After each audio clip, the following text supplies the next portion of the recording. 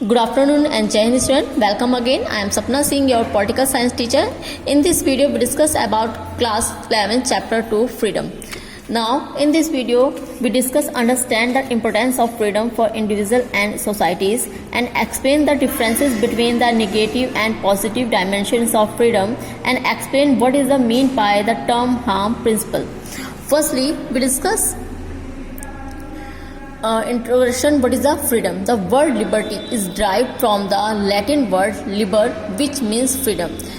जो liberty word है ये लैटिन भाषा के लाइबर से लिया गया है, जिसका मीन्स होता है फ्रीडम, मीन्स आज़ादी.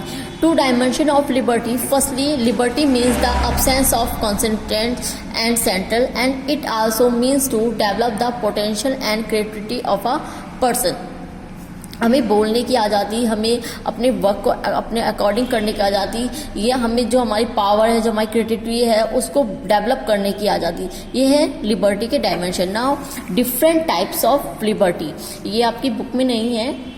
Different types of liberty 5 types की होती है. Firstly political liberty, national liberty, economic liberty, civil liberty and natural liberty.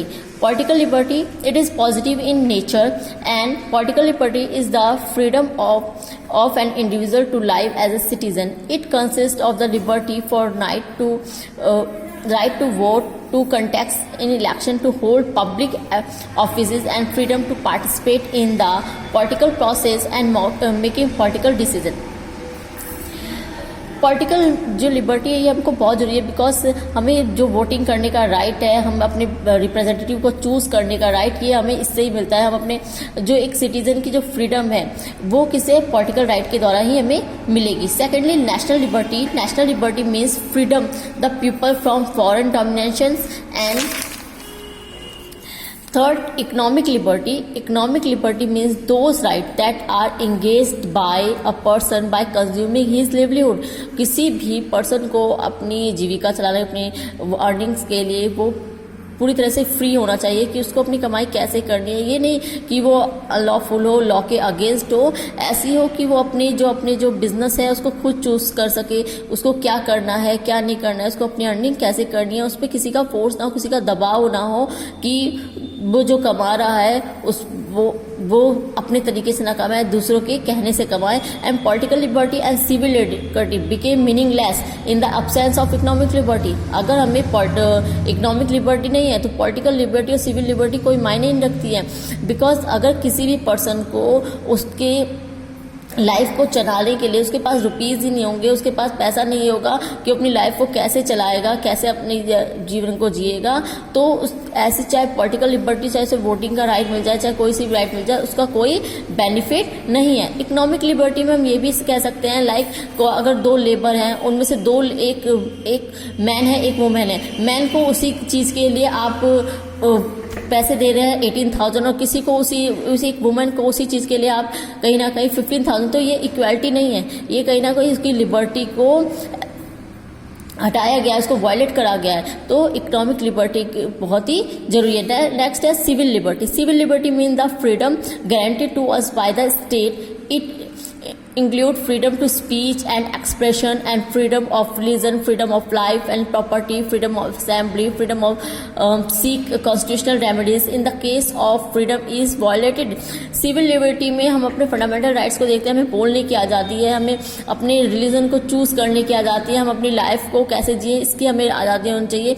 हमें अपनी प्रॉपर्टी किसको देनी है, किसको नहीं देनी है, क्या करना है, यानी इसकी पूरी हमें फ्रीडम ऑफ असेंबली, हमें असेंबली करने की आज़ादी हो. Freedom to seek constitution. अगर कोई हमारे फंडामेंटल राइट्स को वायलेट करता है तो उसके अगेंस्ट हम रिट डाल सकते हैं सुप्रीम कोर्ट या हाई कोर्ट में. नेक्स्ट है natural liberty. The concept of natural liberty constitute by the famous philosopher Rousseau. Natural liberty means complete freedom for interference and the advocate of this kind of liberty says that man is free by nature.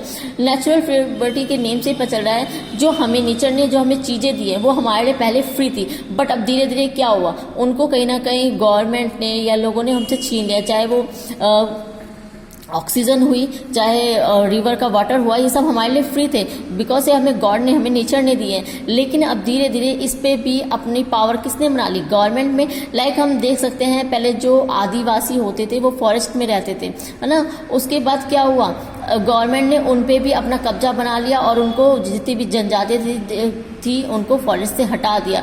तो कहीं ना कहीं जो उनकी natural liberty है वो उनसे छीन ले गई। Next, safeguard of liberty, democracy. जो सेफ गार्ड है लिबर्टी के कौन कौन से हैं? Democracy, independent judiciary and rule of law and decentralisation of power. जो डेमोक्रेसी है वो कहीं ना कहीं जो लिबर्टी है उसको बचाती है। इंडिपेंडेंट जुडिशरी, अगर एग्जीक्यूटिव और लेजिस्लेचर ऐसी कोई रूल बनाते हैं जो सिटीजन के अगेंस्ट में होता है तो एक इंडिपेंडेंट जुडिशरी वो उसके फेवर में जजमेंट देती है। एंड कानून का होना जरूरी है, बिकॉज अगर रूल ऑफ लॉ नहीं होंगे तो लोग क्या करेंगे? अपनी मनमर्जियां करेंगे। Now decentralisation of power. Now thank you student, thank you very much, जय हिंद।